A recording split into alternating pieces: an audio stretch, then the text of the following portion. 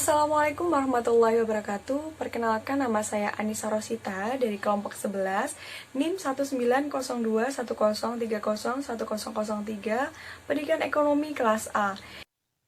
Dan saya Lilis Darini dengan NIM 1902110301037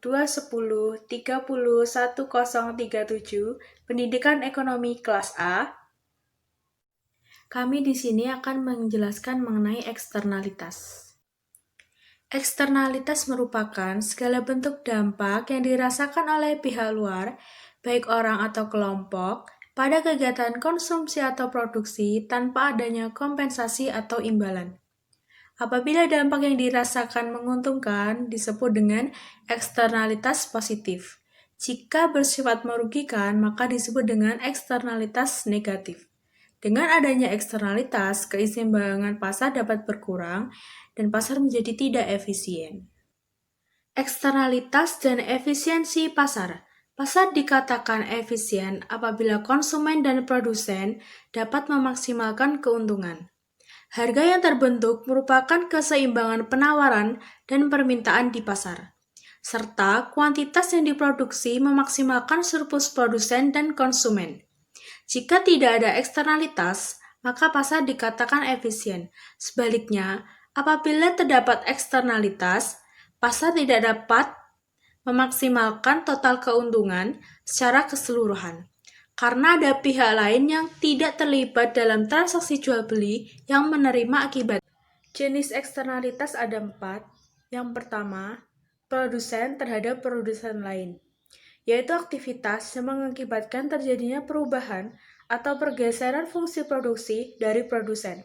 Contohnya, dampak berupa biaya pembersihan air oleh produsen hilir yang terkena pencemaran air akibat produsen hulu. Yang kedua, produsen terhadap konsumen, yaitu aktivitas yang merubah fungsi, utilitas, atau pemanfaatannya oleh rumah tangga konsumen. Contohnya, kerusakan alam akibat aktivitas pertambangan sehingga daya tarik alam menjadi menurun. Yang ketiga, konsumen terhadap konsumen lain. Aktivitas seseorang atau kelompok yang mempengaruhi atau mengganggu fungsi utilitas konsumen lain. Contohnya, perokok di tempat umum yang akan berdampak pada orang lain.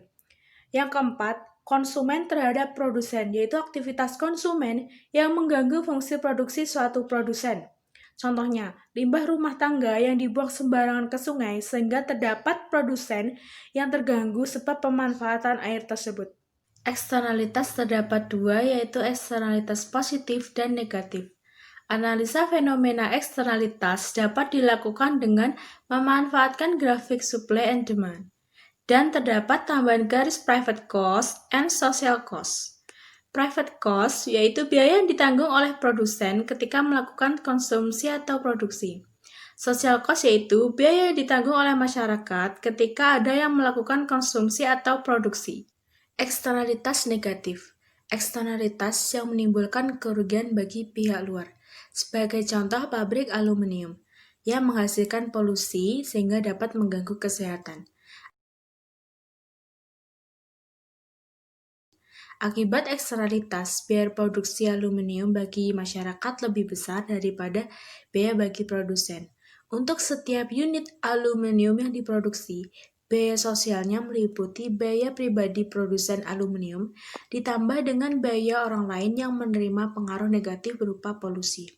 Dengan adanya eksternalitas negatif, biaya sosial melebihi biaya swasta, sehingga jumlah optimum, Hi optimum, lebih rendah daripada jumlah keseimbangan pasar, Hi pasar. Eksternalitas positif. Eksternalitas positif yaitu eksternalitas yang menimbulkan keuntungan. Sebagai contoh, pendidikan yang menghasilkan eksternalitas positif karena menciptakan populasi yang terdidik. Dengan adanya eksternalitas positif, nilai sosial lebih besar daripada nilai swasta. Dengan demikian, jumlah optimum, Hi optimum, lebih besar daripada jumlah keseimbangan pasar atau Hi pasar. Dalam eksternalitas dapat 3 solusi. Yang pertama, solusi swasta. Yang kedua, solusi teori Marcos. Dan yang ketiga adalah kebijakan publik mengenai eksternalitas.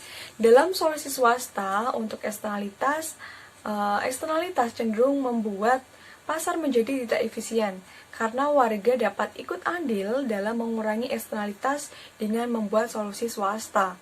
Yang pertama dengan nilai moral dan sanksi sebagai usaha untuk mengurangi eksternalitas negatif. Contohnya larangan dan pemberian sanksi terhadap perusahaan yang membuat limbah pabrik sembarangan. Yang kedua, kegiatan amal sebagai usaha memberikan eksternalitas positif bagi masyarakat. Misalnya universitas atau sekolah yang menerima sumbangan dari perusahaan dalam bentuk kerjasama dalam menciptakan populasi terdidik. Dan yang terakhir adalah pasar swasta dapat mengatasi persoalan eksternalitas dengan mengendalikan kepentingan pihak-pihak tertentu. Misalnya usaha kebun apel dan peternakan lebah yang lokasinya berdekatan. Mereka sama-sama menghasilkan eksternalitas positif dalam proses membantu penyerbukan apel dan lebah. Namun, solusi swasta tidak selalu bekerja dengan baik. Pihak swasta sering gagal dalam mencapai persetujuan yang efisien. Hal ini karena mahalnya biaya untuk mencapai kesepakatan. Biaya untuk mencapai kesepakatan tersebut disebut dengan biaya transaksi atau transaction cost. Biaya transaksi adalah biaya pada pihak terkait di dalam proses persetujuan dan ikut dalam proses kesepakatan. Jika biaya transaksi melebihi keuntungan potensial dari persetujuan, tidak ada solusi privat yang akan terjadi. Beberapa sumber dari biaya transaksi yaitu bayaran pengacara untuk menulis persetujuan, biaya untuk mencapai persetujuan, dan banyaknya pihak yang terlibat dalam proses tersebut. Dan solusi kedua adalah teorema Coase, yang diberi nama oleh ekonom Ronald Coase menyatakan bahwa pasar swasta dapat sangat efektif pada sejumlah situasi. Menurut teorema Coase, jika pihak swasta dapat merundingkan alokasi sumber daya tanpa memakan biaya, pasar swasta akan mengatasi persoalan eksternalitas dan mengalokasikan sumber daya secara efisien. Contohnya dengan pabrik dalam proses produksi yang menghasilkan limbah yang menghasilkan eksternalitas bagi masyarakat. Seorang perancang sosial akan membandingkan manfaat pabrik dalam proses produksi dengan biaya yang ditanggung masyarakat akibat pembuangan limbah pabrik. Jika manfaat proses produksi lebih besar daripada biaya, pabrik lebih efisien meneruskan proses produksi daripada masyarakat yang menghadapi kenyataan mengenai limbah pabrik yang merugikan. Namun, jika biaya yang ditanggung masyarakat lebih tinggi, maka pabrik harus menghentikan produksi. Menurut teori Marcos, pasar swasta akan mencapai hasil yang efisien dengan sendirinya. Dengan cara pabrik dapat menawarkan kompensasi akibat dampak negatif yang dihasilkan oleh pabrik terhadap masyarakat. Contohnya kompensasi berupa uang atau jaminan kesehatan. Dan masyarakat akan menerima tawaran tersebut bila lebih besar dari dampak limbah yang ditimbulkan pabrik. Yang terakhir adalah kebijakan publik mengenai eksternalitas. Yang pertama ada peraturan. Pemerintah dapat berpartisipasi untuk mengarahkan pada kondisi efisien dengan membuat kebijakan yang menghimbau, melarang, membatasi pelaku tertentu, sebagai contoh menetapkan tingkat polusi maksimal yang boleh dihasilkan oleh pabrik, dan mewajibkan perusahaan untuk menerapkan teknologi tertentu guna mengurangi emisi.